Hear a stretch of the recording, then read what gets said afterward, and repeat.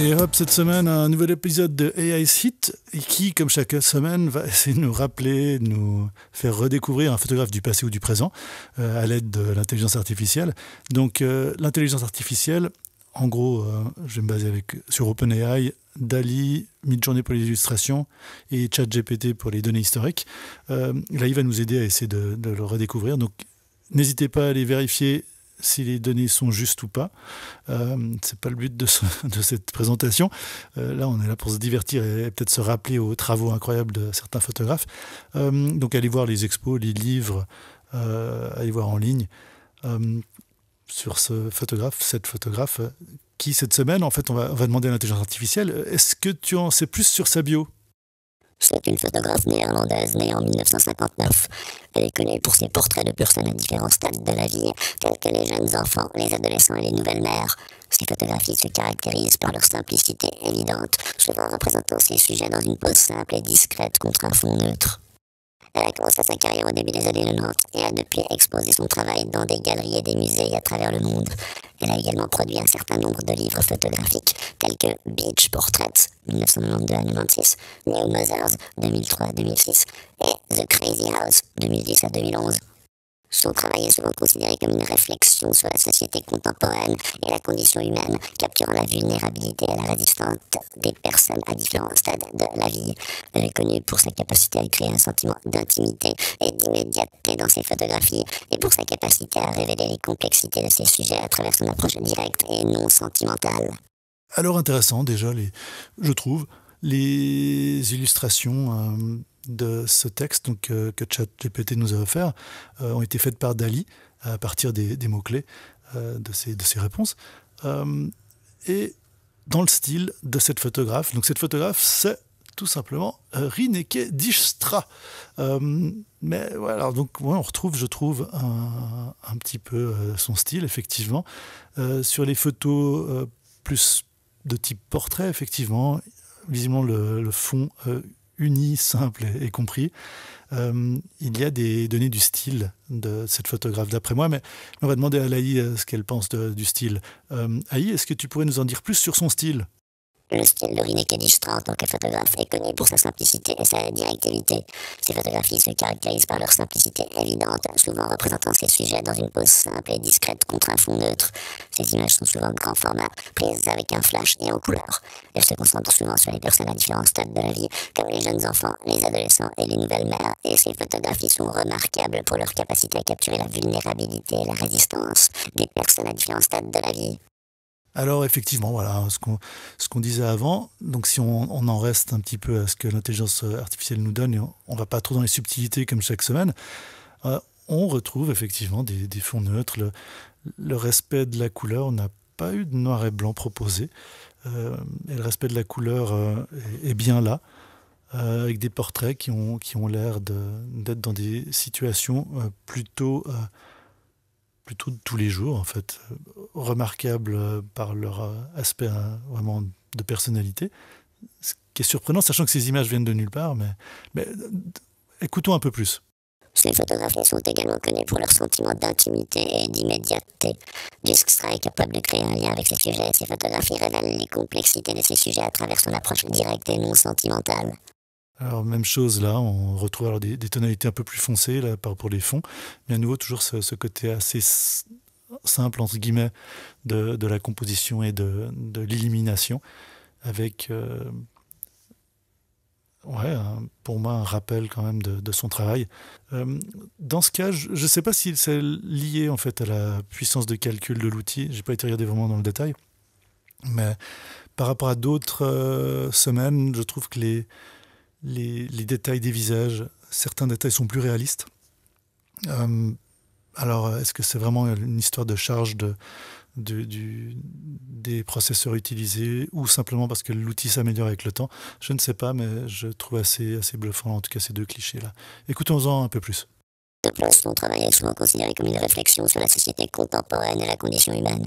Elle est particulièrement intéressée par la façon dont les gens se présentent au monde, la façon dont ils veulent être vus et perçus, et comment ces photographies peuvent révéler des vérités plus profondes sur l'expérience humaine.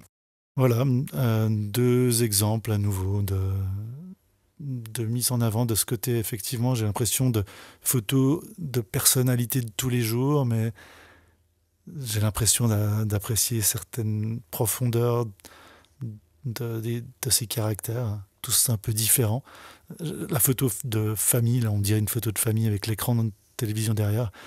On a l'impression qu'il y a une histoire qui nous est racontée. C'est assez étonnant. Et à droite, là, cette personne pose relativement simple, à nouveau mise en réalisation simple avec un fond uni. Ouais, on voit que c'est une pose, on a l'impression que le photographe a eu une interaction avec son modèle. Et à nouveau, de plus en plus, ça me bluffe à quel point on a l'impression qu'il y a eu une histoire humaine qui s'est passée pour la création de ce cliché, alors que ça ne provient que de l'intelligence artificielle. Enfin, la création de l'image en elle-même. Mais vu qu'on a donc, comme chaque semaine, une AI Rineke, on va peut-être lui demander une création sur mesure. Donc, est-ce qu'on pourrait potentiellement avoir le portrait de quelqu'un qui se tient debout, se montrant comme ils sont, avec un ami à côté, devant une maison de plage et regardant un prunier sur la gauche. Une photo donc dans le style de la photographe Rineke Dijkstra. Alors, ouais, les deux premières photos. La photo de gauche, alors là, c'est une sélection de photos que j'ai faites en fonction de ce qui m'était rendu. Je prends les plus pertinentes. Alors, c'est pas aussi... Il y en a qui sont moins efficaces. Mais on est là pour se divertir et pas forcément pour voir le pire. Mais là, ces deux photos. Celle de gauche, on a l'impression que le sujet principal est effectivement en noir. Là, on pourrait s'imaginer un ami à gauche, enfin à sa droite. Le regard vers le prunier, pas vraiment, ni sur cette photo, ni sur celle de droite. À nouveau, celle de droite, les deux personnages sont un peu mis au même niveau, mais on pourrait se dire que le sujet principal est à droite. On a une certaine représentation de la maison de plage, qui est intéressante, sans la plage, sur ces deux clichés. Voyons les deux suivants.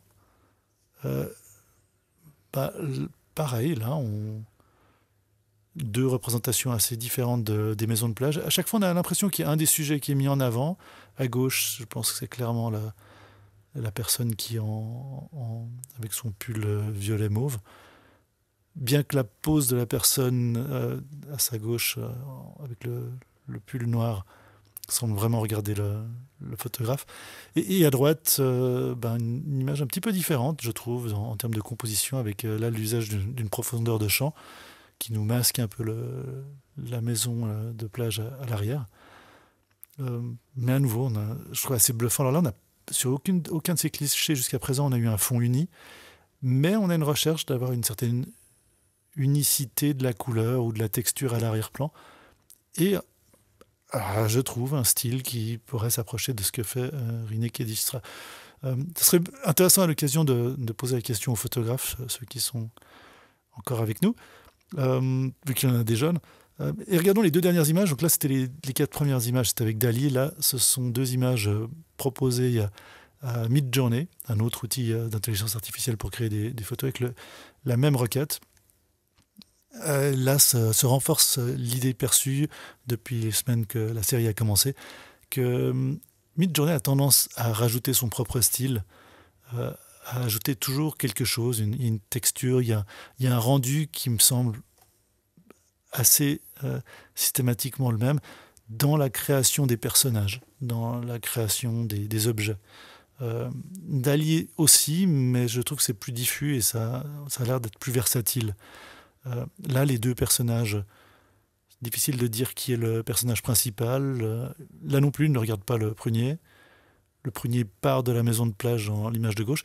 Mais en tout cas, les deux images-là ont pris le terme plage, c'est clairement mis sur le devant. Et pour Midjourney, la plage, visiblement, c'est du sable. Intéressant. Le style, je trouve un peu moins convaincant. Je trouve que ça s'approche moins de ce qu'on peut avoir avec Rineke Dijkstra dans les vrais travaux. Mais malgré tout intéressant. Mais j'ai vraiment l'impression, si vous regardez les épisodes précédents, qu'il y a une sorte de continuité des images de Midjourney. Je passerai peut-être à d'autres outils aussi dans le futur, mais voilà. Alors, N'hésitez pas à aller redécouvrir le travail ou découvrir le travail de Rineke Gistra en allant lire des livres, voir des expos ou sur le net. Et à la semaine prochaine. Yeah.